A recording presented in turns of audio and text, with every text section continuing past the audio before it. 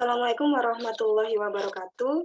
Selamat siang para hadirin semuanya. Sebelumnya terima kasih atas waktu yang diberikan kepada saya untuk mengisi acara webinar Manajemen Keuangan Internasional pada siang hari ini. Nah, di sini saya akan memaparkan sedikit materi mengenai penguatan wawasan perdagangan internasional ekspor di Indonesia.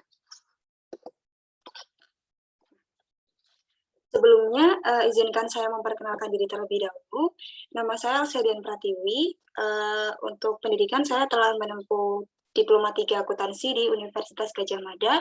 Lalu kemudian saat ini saya sedang menempuh pendidikan S1 Akuntansi Transfer di Universitas 11 Maret. Untuk pengalaman saya pernah melakukan internship di PT Angkasa Pura I Yogyakarta dan juga di DPPKAD Purworejo.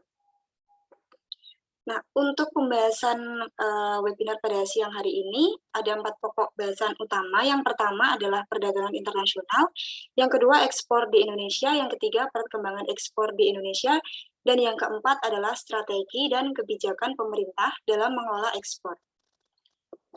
Nah, langsung saja pada materi yang pertama, yaitu terkait perdagangan internasional. Jadi sebelum membahas apa itu perdagangan internasional, saya akan memberikan sedikit pendahuluan terkait dengan dampak pandemi COVID-19 terhadap perdagangan internasional di Indonesia.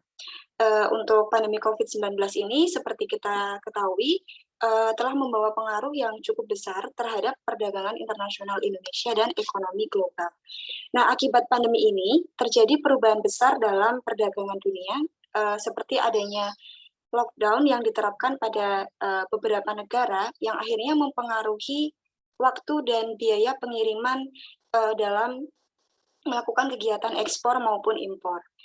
Nah, oleh karena itu, WTO atau World Trade Organization sebagai badan dunia yang mengurusi perdagangan internasional di negara di dunia ini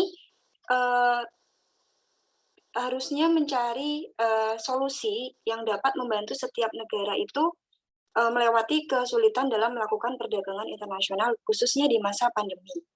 Nah, perlu diketahui, Indonesia sendiri telah bergabung di dalam organisasi ini, atau yang dulunya itu namanya GATT, sejak tahun 1950. Nah, tujuannya apa sih Indonesia mengikuti organisasi ini? Untuk meningkatkan nilai ekonomi, menumbuhkan perekonomian bangsa, dan meningkatkan kesejahteraan bangsa.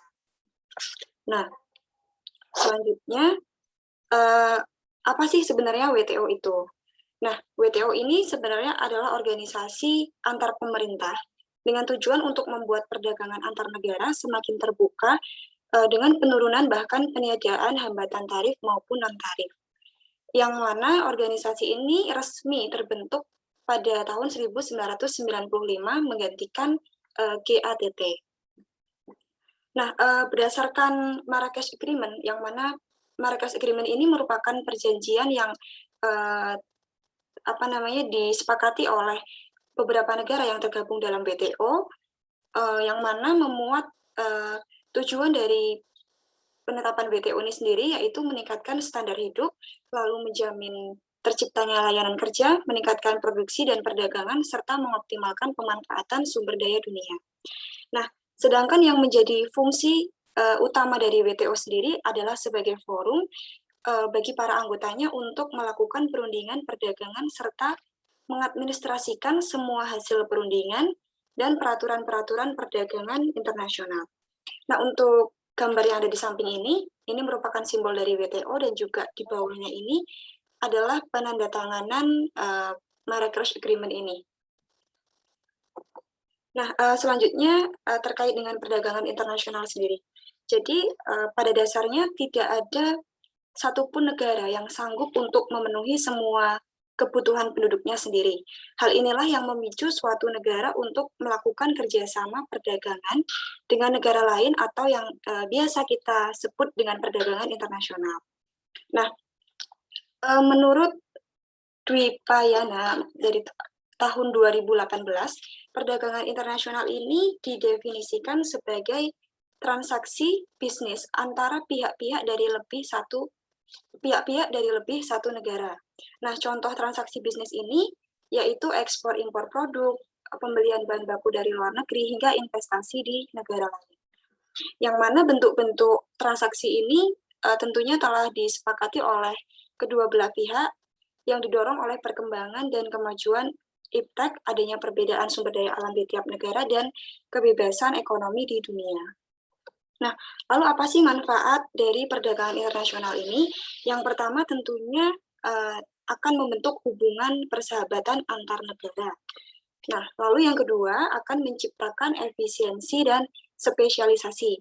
Dalam artian, negara maupun penduduknya akan memiliki keahlian khusus yang berbeda dengan negara lainnya dalam menghasilkan produk, barang, dan jasa. Kemudian yang ketiga yaitu meningkatkan kemakmuran negara. Nah, indikator kemakmuran sebuah negara itu bisa kita lihat dari aktivitas pelaku ekonomi, meliputi produsen, konsumen, dan pemerintah. Nah, para produsen ini tentunya akan mengalami kemakmuran jika bisa meningkatkan profit yang dimiliki dengan mengerek angka penjualan barang ataupun jasa ke berbagai negara. Nah, sedangkan bagi konsumen, konsumen itu akan mengalami kemakmuran bila ia telah mampu meningkatkan utilitasnya dengan meningkatkan konsumsi tanpa terhalang kesulitan memperoleh barang atau jasa itu. Nah, kemudian yang ketiga bagi pemerintah.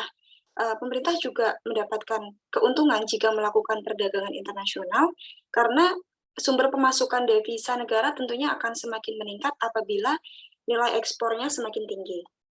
Nah, lalu selanjutnya akan berkurangnya pengangguran karena dengan perdagangan internasional tentunya akan menciptakan lapangan pekerjaan.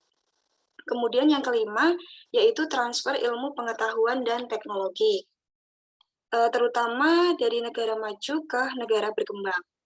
Kemudian yang keenam adalah menstabilkan harga. Nah, dengan adanya perdagangan internasional ini, kelangkaan barang yang mengakibatkan harga mahal bisa diatasi melalui impor untuk menambah stok di pasar domestik. Nah, sebaliknya, apabila negara memiliki stok yang berlebih yang menyebabkan harga barang menjadi murah, maka kegiatan ekspor ini bisa dilakukan untuk mengurangi barang-barang tersebut. Nah, selanjutnya kita masuk ke pembahasan yang kedua, yaitu ekspor di Indonesia. Nah, apa sih ekspor itu? Jadi ekspor itu telah diatur dalam Undang-Undang Nomor 10 Tahun 1995 tentang Kepabeanan, yang mana definisinya adalah suatu kegiatan mengeluarkan barang dari daerah pabean. Nah, daerah pabean ini apa sih?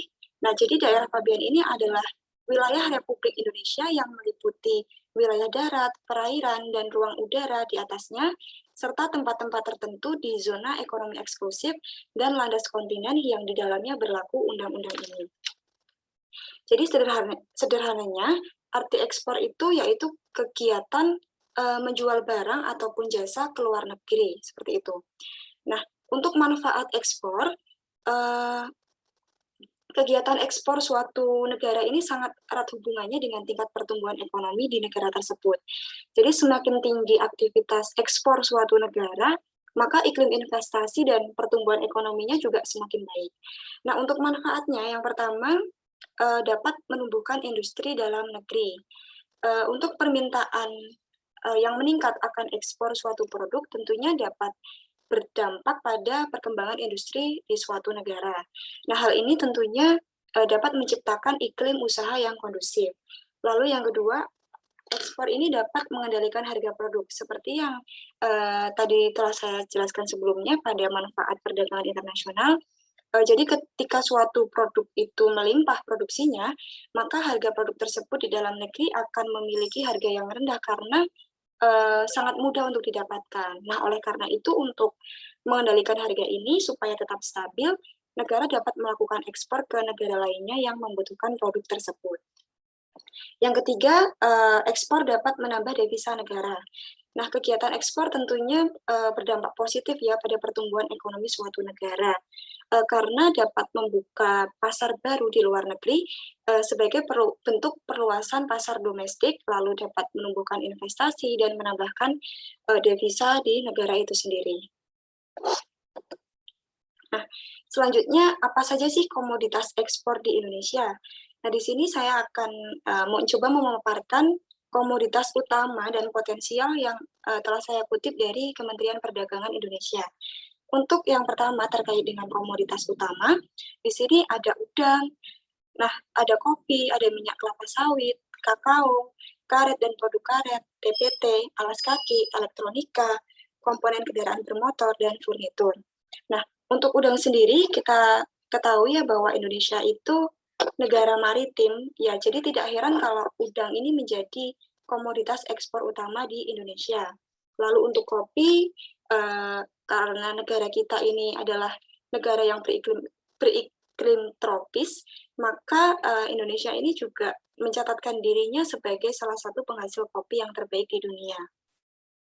Nah, untuk minyak kelapa sawit pun juga karena iklim Indonesia yang tropis, sehingga Indonesia ini merupakan menjadi salah satu produsen kelapa sawit yang terbesar kedua di dunia setelah negara Malaysia. Nah, di sini juga ada kakao, lalu ada karet dan produk karet, dan ada TPT. Nah, TPT ini apa sih? Jadi TPT ini merupakan kependekan dari tekstil dan produk tekstil. Jadi mayoritas produk tekstil Indonesia yang diekspor dalam bentuk bahan baku kemudian akan dieksporkan ke luar negeri pada beberapa negara yang memiliki mode industri seperti Prancis, lalu mungkin ada Inggris, dan seperti itu. Kemudian untuk negara tujuannya untuk ekspor ini meliputi Jepang, Hong Kong, Cina, Amerika, Jerman, Rusia, dan lain-lain. Nah, selanjutnya kita masuk ke komoditas potensial di Indonesia. Nah, untuk komoditas potensialnya ini, yang pertama ada kerajinan. Indonesia ini selain dikaruniai dengan sumber daya yang melimpah, juga dikaruniai dengan masyarakat yang kreatif dan sangat inovatif, sehingga banyak pelaku dari UMKM yang dapat membuat beberapa produk kerajinan yang unik dan menarik. Kemudian yang kedua adalah produk perikanan. Jadi selain udang tadi, juga Indonesia mengekspor ikan-ikan yang hasil olahan dari laut. Kemudian yang ketiga adalah obat-obatan herbal. Nah, seperti yang kita ketahui, Indonesia ini kan ibaratnya surganya akan tanaman-tanaman herbal. Sehingga tidak salah jika obat-obatan herbal ini menjadi komoditas potensial dari Indonesia. Kemudian ada juga produk kulit. Kulit maupun produk kulit beserta turunannya adalah suatu komoditas yang sedang naik daun di pasaran. Artinya hampir seluruh produk yang terbuat dari kulit ini sangat membludak akan permintaannya di pasar global. Nah, tentunya ini bisa menjadi ide produk potensial yang cocok untuk dipasarkan di pasar internasional. Nah, selanjutnya ada makanan kemasan.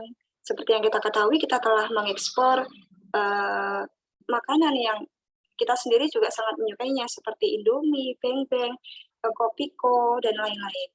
Lalu ada perhiasan, minyak nabati, rempah-rempah, alat tulis non-kertas, dan juga peralatan medis. Nah, untuk negara tujuannya juga sama seperti yang tadi, yaitu ada Jepang, Hong Kong, Cina, Inggris, Prancis, dan lain-lain. Nah, selanjutnya memasuki mekanisme ekspor di Indonesia. Nah, pada kali ini saya akan mencoba memberikan gambaran sedikit mengenai bagaimana sih mekanisme ekspor di Indonesia. Jadi yang pertama itu korespondensi. Nah, pihak eksportir mengadakan korespondensi dengan pihak importir luar negeri untuk menawarkan dan menegosiasikan komoditas yang akan dijual. Nah, dalam surat penawaran yang diberikan kepada importir itu harus tertera dengan jelas mengenai jenis barang, mutu barang, harga, dan syarat-syarat pengiriman dan yang lainnya. Nah, lalu setelah dilakukan korespondensi, kita bisa membuat kontrak dagang. Nah, apabila importir itu telah setuju dengan penawaran yang diajukan oleh eksportir, maka selanjutnya importir dan eksportir ini perlu untuk membuat dan menandatangani kontrak dagang. Nah, di dalam kontrak dagang ini akan dicantumkan hal-hal yang menjadi kesepakatan bersama antar dua belah pihak. Lalu yang selanjutnya adalah penerbitan Letter of Credit ataupun LC. Nah, setelah kontrak dagang ditandatangani, maka importir dapat membuka LC melalui bank koresponden di negaranya, yang mana LC tersebut kemudian akan dikirimkan ke bank devisa yang ditunjuk untuk memberitahukan diterimanya LC tersebut kepada pihak importir. Kemudian yang selanjutnya adalah persiapan barang ekspor. Jadi setelah diterima LC tersebut, maka pihak eksportir ini dapat menyiapkan barang-barang yang dipesan importir untuk dikirim. Nah, kondisi barang-barang yang dipersiapkan juga harus sesuai dengan persyaratan yang tercantum dalam LC dan kontrak dagang yang tadi sudah disepakati. Nah, selanjutnya eksportir ini dapat mendaftar pemberitahuan ekspor barang ke bank devisa. Nah, selanjutnya setelah dilakukan pendaftaran, pihak eksportir ini bisa langsung melakukan pemesanan kapal, pemesanan ruang kapal. Untuk memilih perusahaan yang terbaik, maksudnya dalam dalam hal penyediaan jasa pengiriman, kita bisa mencari tahu mana sih yang bisa memberikan tarif angkutan kargo yang paling murah, namun juga paling bisa menjanjikan akan terjaminnya ketepatan waktu pelayanan. Nah, selanjutnya kita bisa mengirimkan barang ekspor yang akan diekspor itu ke pelabuhan. Nah, di pelabuhan ini akan dilakukan pemeriksaan oleh bea cukai. Nah, jika barang-barang dan dokumen yang menyertainya telah dinyatakan sesuai dengan ketentuan, maka pihak bea cukai ini akan menandatangani pernyataan persetujuan muat yang ada pada PEP tadi. Nah, selanjutnya akan dilakukan pemuatan barang ke kapal.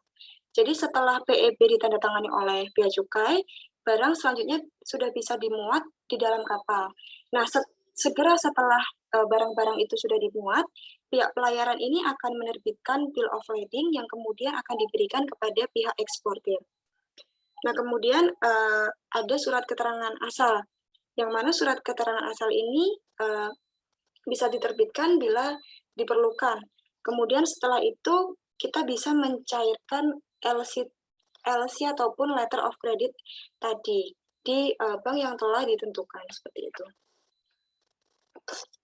Nah, selanjutnya untuk peningkatan potensi ekspor di Indonesia. Jadi, pemerintah ini tentunya telah memberikan stimulus dan juga kebijakan ya terkait dengan ekspor yang telah dirancang sebagaimana mestinya. Namun sayangnya untuk stimulus dan juga kebijakan-kebijakan itu belum maksimal dimanfaatkan oleh beberapa UMKM yang mana UMKM tersebut memang berpotensi untuk melakukan ekspor. Nah, dapat dilihat untuk menurut data Kementerian Koperasi dan UKM tahun 2018 ini UMKM itu mampu menyumbang 61,07% dari total PDB nasional, juga 60,42% dari total investasi bila dibandingkan dengan usaha-usaha besar. Nah, namun ya ini tadi beberapa UMKM ini belum memanfaatkan stimulus dan juga kebijakan yang telah ditetapkan oleh pemerintah dalam melakukan ekspor. Sehingga untuk kontribusi UMKM terhadap ekspor ini dinilai menurun dari 18,50% di tahun 2005 menjadi 14,37% di tahun 2020. Nah, lalu bagaimana sih cara yang digunakan untuk meningkatkan potensi ekspor di Indonesia? Jadi ini adalah beberapa rangkuman cara yang telah saya rangkum ya di beberapa literatur. Yang pertama itu adalah meningkatkan kualitas, kuantitas, dan kontinuitas. Nah, guna meningkatkan ekspor di Indonesia, eksportir juga harus kreatif dalam mengembangkan ide untuk menciptakan produk yang sesuai dengan pasar luar negeri. Nah, selanjutnya, inovasi tidak boleh terlupakan agar usaha ekspor itu tidak tergerus dengan kemajuan teknologi. Yang tidak kalah penting adalah konsistensi dalam menjaga kualitas, kuantitas, dan kontinuitas produk ekspor. Nah, selanjutnya yang kedua adalah memasarkan produk secara online. Nah, perkembangan teknologi tentunya menuntut pasar untuk dikelola secara maya melalui bantuan internet. Nah, berbagai marketplace sudah tersedia untuk dimanfaatkan sebagai wadah berjualan. Nah, selain itu ada juga media sosial yang kerap digunakan untuk menawarkan produk. Nah, jika ingin terlihat profesional, mungkin UMKM itu dapat membuat website resmi untuk memasarkan atau mempromosikan hasil produknya. Selanjutnya yang ketiga yaitu mengikuti pameran di luar negeri. Jadi tidak ada salahnya sesekali kita langsung menjemput buyer ataupun pembeli di luar negeri. Jika ada kesempatan menghadiri pameran produk di luar negeri, kita bisa langsung untuk mencobanya. Nah, selanjutnya yaitu memanfaatkan dukungan dari pemerintah. Nah, seperti yang telah dijabarkan tadi, untuk dukungan pemerintah untuk mendorong UMKM melakukan ekspor itu sangatlah besar. Nah, hal tersebut tentunya dapat dimanfaatkan sebagai stimulus untuk mendorong ekspor, apalagi di masa pandemi seperti sekarang. Nah, kemudian yang kelima adalah menggunakan jasa pengiriman barang. Jadi tentunya ketika kita mau melakukan ekspor, kita pasti membutuhkan jasa pengiriman barang untuk mengirimkan barang-barang yang akan kita ekspor ke luar negeri. Nah, selanjutnya kita memasuki pembahasan yang ketiga, yaitu perkembangan ekspor di Indonesia. Nah, dapat dilihat ya di sini adalah grafik pertumbuhan nilai ekspor dan impor di Indonesia tahun 2020 yang diambil dari Badan Pusat Statistik per 15 Januari 2020. Nah, untuk secara keseluruhan, ekspor dan impor selama pandemi COVID-19 ini mengalami naik turun yang cukup banyak, terutama pada bulan-bulan pertengahan tahun, terutama pada bulan Mei 2020. Nah, untuk dapat dilihat juga di tabel, untuk yang warna hijau ini adalah ekspor, sedangkan yang biru ini adalah impor.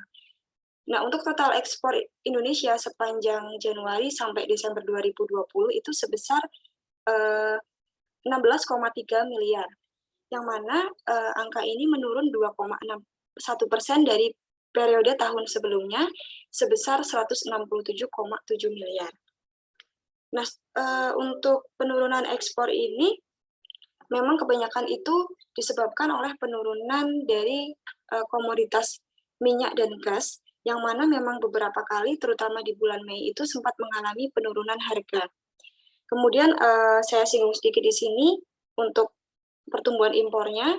Untuk total impor di Indonesia pada bulan Januari hingga Desember tahun 2020 ini sebesar 141,6 miliar, yang mana juga mengalami penurunan 17,3% dibandingkan dengan tahun sebelumnya, yang mampu mencapai 171,3 miliar US dollar.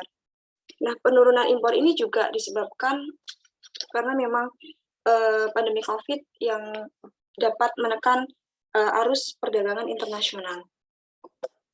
Nah, selanjutnya untuk perkembangan ekspor di Indonesia pada tahun 2021. Nah, dapat dilihat di sini untuk pertumbuhan ekspor dan impornya ini mengalami perbaikan ya, dengan tren secara keseluruhan itu meningkat. Nah, nilai ekspor Indonesia pada bulan Januari 2020 itu mampu mencapai 15,30 miliar, ataupun walaupun nilai ini itu turun 7,48% dibandingkan bulan Desember 2020, nilai ini mampu mengungguli bulan Januari di tahun 2020 karena memang sudah ada perbaikan yang diakibatkan oleh pandemi COVID-19.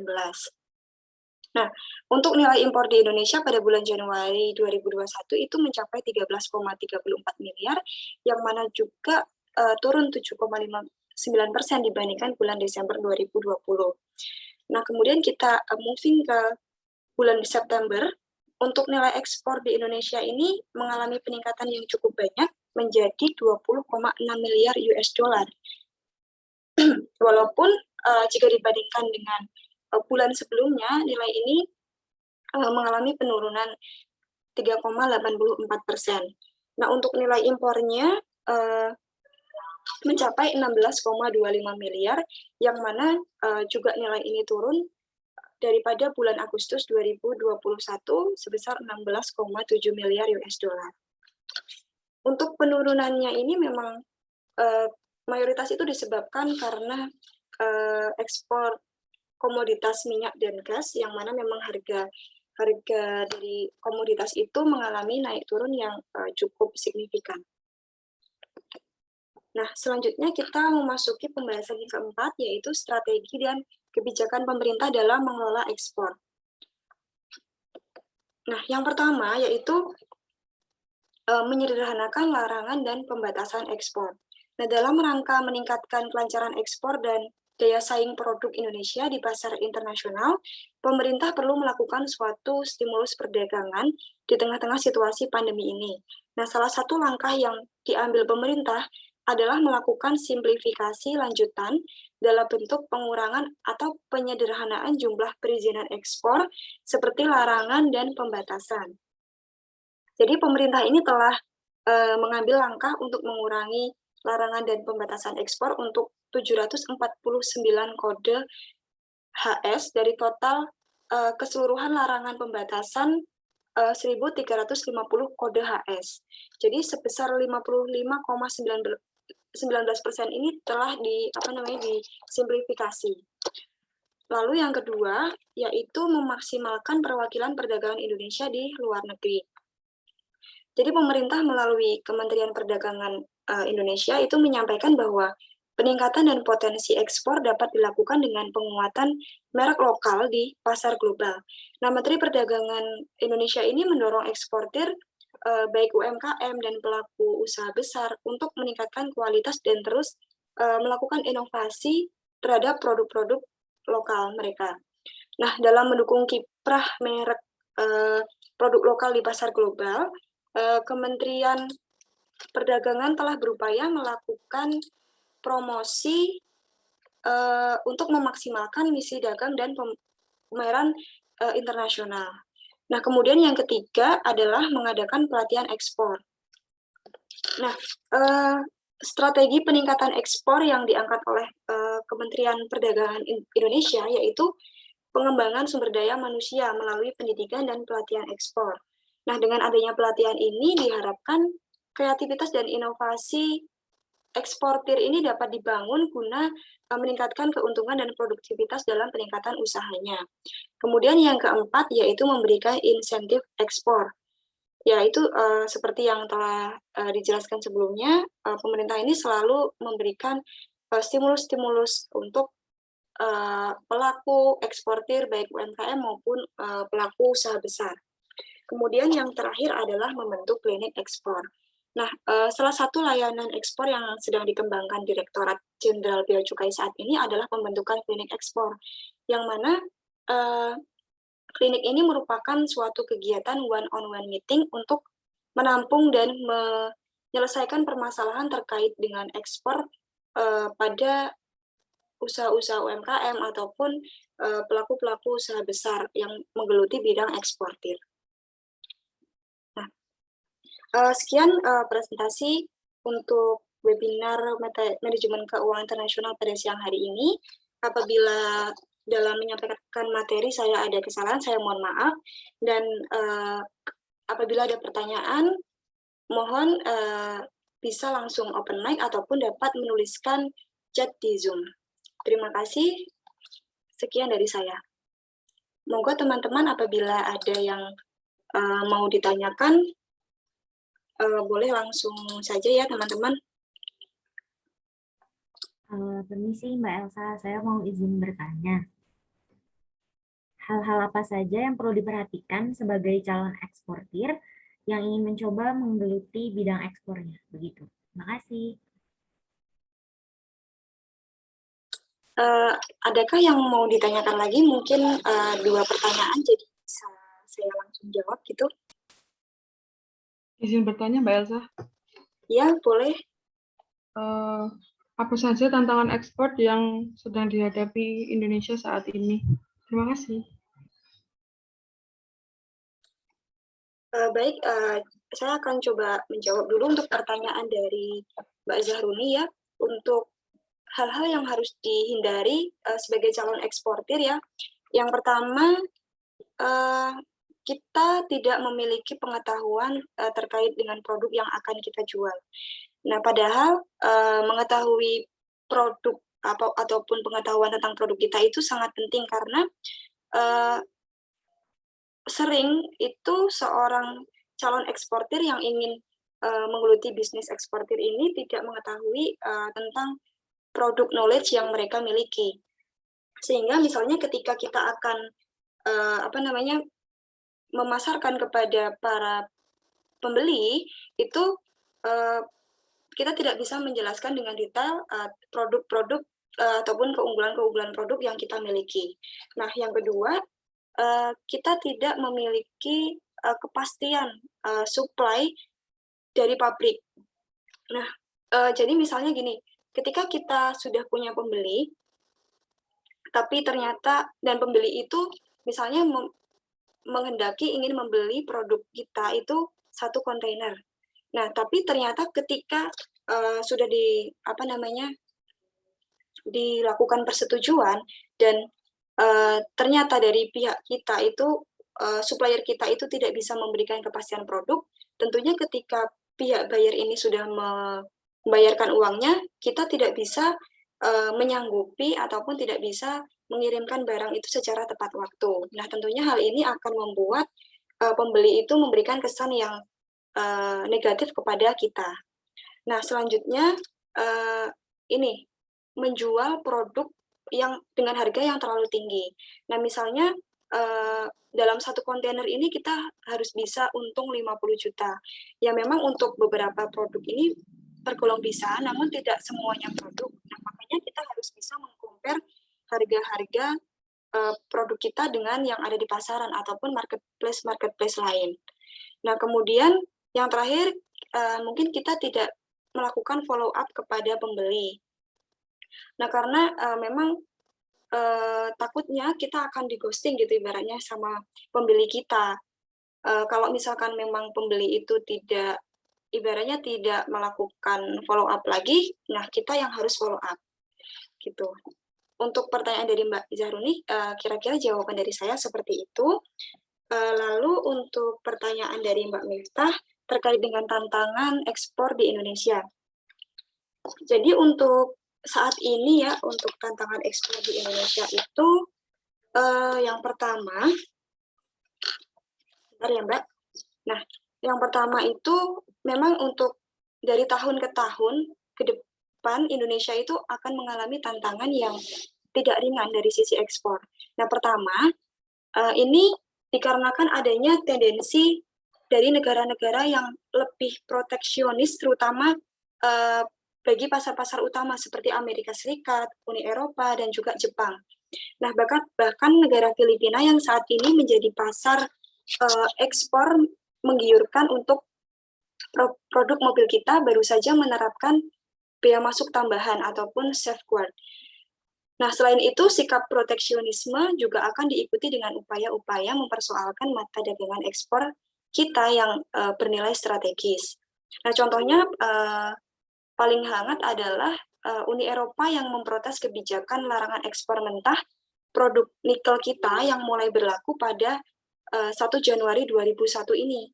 Nah, Uni Eropa ini kemudian membawa masalah ini ke organisasi WTO itu tadi.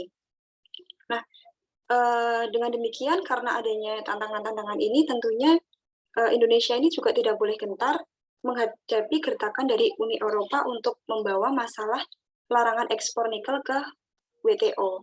Sebab kebijakan larangan ekspor bahan mentah itu merupakan komitmen nasional untuk mendorong program hilirisasi guna menciptakan nilai tambah. Mungkin seperti itu jawaban dari saya untuk pertanyaan dari Mbak Mita.